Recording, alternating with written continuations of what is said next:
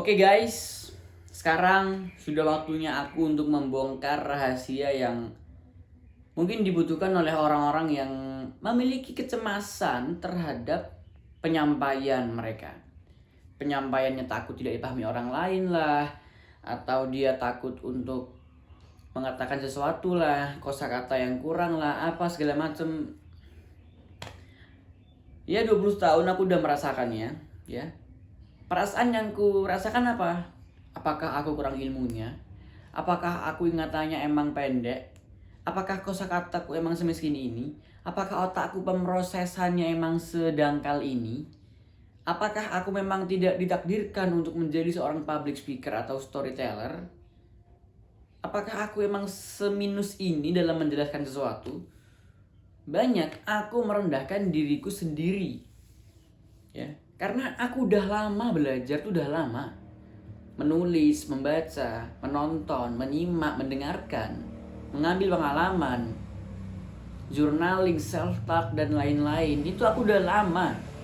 Tetapi kesimpulannya baru aku temukan di hari ini. Dan aku yakin semua orang pasti bisa melakukan public speaking dengan baik, guys. Satu kata yang mengubah kalian semua dan diriku mungkin ya. Dan ini disclaimer dulu ya. Bagi kalian yang merasa kurang dalam berbicara, public speaking, ini bukan masalah karakter kalian, ini bukan masalah cara belajar kalian, ini bukan masalah introvert atau extrovertnya kalian, ini bukan masalah malu atau beraninya kalian, ini bukan masalah pengalaman banyak atau tidaknya kalian. Ini masalah bagaimana kalian menempatkan diri kalian sebagai apa? Banyak orang yang menempatkan dirinya sebagai guru ketika menjelaskan. Jadi harus super teknis ya. Jadi harus menjelaskan seperti profesor ya. Jadi harus kompeten banget gitu ya. Jadi harus pembawaannya yang superior gitu ya. No way. Damn. Tolong ingat pesanku ini. Ya, ini adalah paling penting. Satu kata yang bisa mengubah itu semua adalah storytelling. Penting. Semua materi yang kalian pelajari, semua hal yang kalian rasakan di dunia ini bertahun-tahun, semua pengalaman yang kalian ambil dari banyaknya perjalanan kalian, itu akan sangat bisa diterima dan mudah dipahami serta menyenangkan bagi orang lain ketika kalian bisa menyampaikannya dengan cerita. Storyteller. Ada datanya. 90% orang itu mengingat pesan yang disampaikan dari orang lain ketika pesan itu disampaikan dari cerita. 60% orang membeli suatu produk bukan gara-gara logikanya atau rasionalitasnya, tetapi gara-gara emosionalnya. 75% orang itu mempercayai suatu hal yang disampaikan dengan cerita. Mereka lebih percaya itu. Wow, bro, man. Udahlah, kalian sekarang jauhkan dari prinsip-prinsip menjelaskan secara teknis kecuali emang diminta gitu ya. Tapi untuk mengobrol, menjelaskan, seminar, public speaking, berbagi ide, berbagi pengalaman, itu emang harus pakai cerita, guys. Ya Steve Jobs pernah bilang sepertinya ya. Manusia paling kuat di abad ini adalah storyteller. Beneran. Ini bener-bener mengubah cara pandang kalian, mengubah cara kalian dalam menyampaikan sesuatu. Contoh nih ya, kalian dengarkan aku. Aku akan menyampaikan sebuah pelajaran yang aku punya dengan penyampaian teknis dan penyampaian cerita. Ini penyampaian teknis. Jadi konten kreator itu adalah salah satu pekerjaan yang sekarang itu lagi trending sebenarnya. Jadi untuk menjadi konten kreator yang baik, kamu harus punya pengalaman yang baik. Karena apa?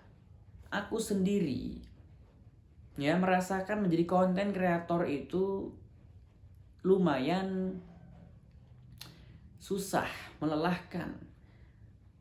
Karena di sisi lain kita mendapatkan uangnya nggak banyak, tapi pengalamannya ada gitu. Dan kalau kita membahas dari segi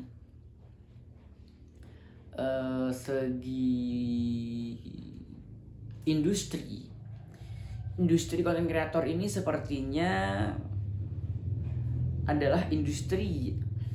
Hei, gila banget atuh. Orang tuh udah bosan dengerin kayak gitu beneran.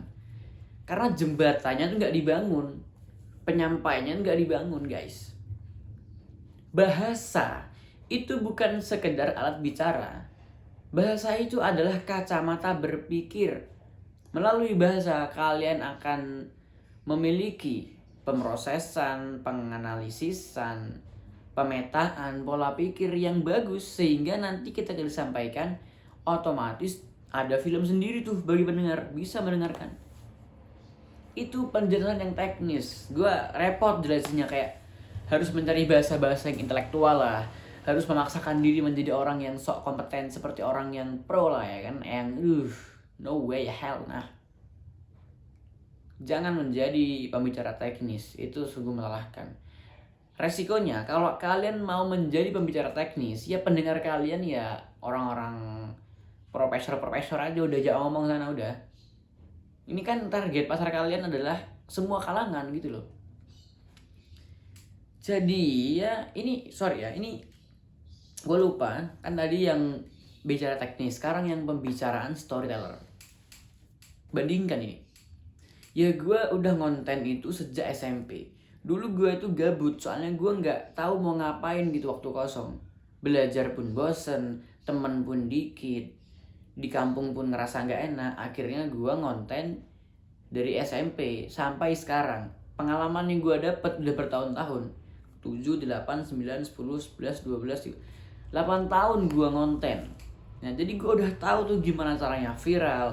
Gue udah tahu gimana caranya bikin bio, niche konten yang cocok, sama gimana hook-hook yang biasanya orang itu pengen ambil atau enggaknya.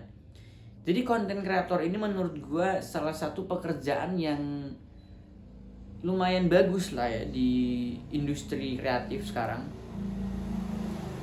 Ya intinya gue bersyukur lah ya, karena juga dapat relasi seperti Ashraf dan ini juga.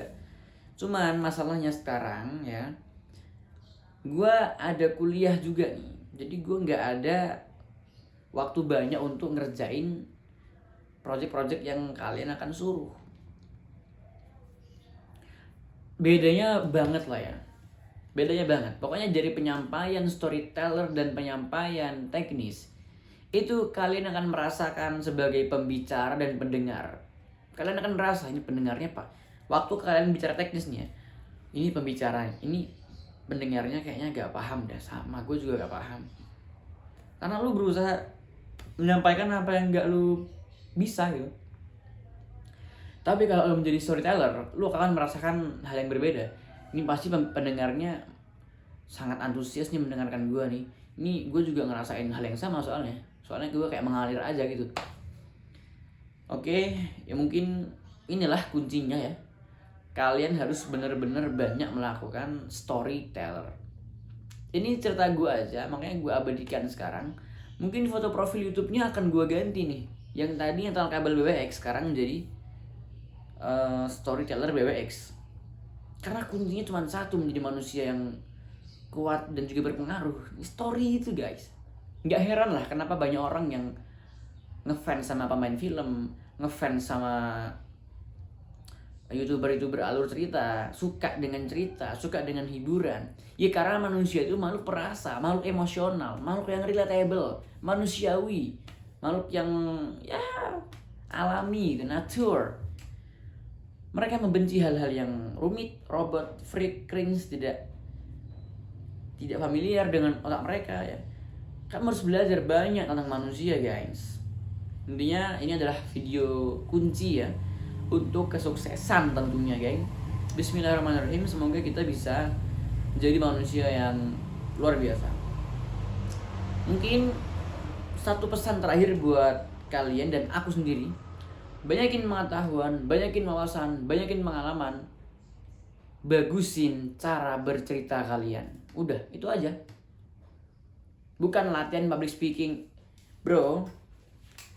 Seberani-beraninya kalian maju ke depan, sebanyak-banyaknya wawasan kalian, senekat-nekatnya kalian ngambil mic dan berbicara, ketika kalian tidak memiliki prinsip storytelling atau membawakan pesan dengan cerita yang mengalir dan masuk ke bayangan emosi, resonansi perasaan audiens, itu tidak akan terasa. Jadi buat dari saya, banyakin cerita-cerita seperti ini, guys. Assalamualaikum warahmatullahi wabarakatuh.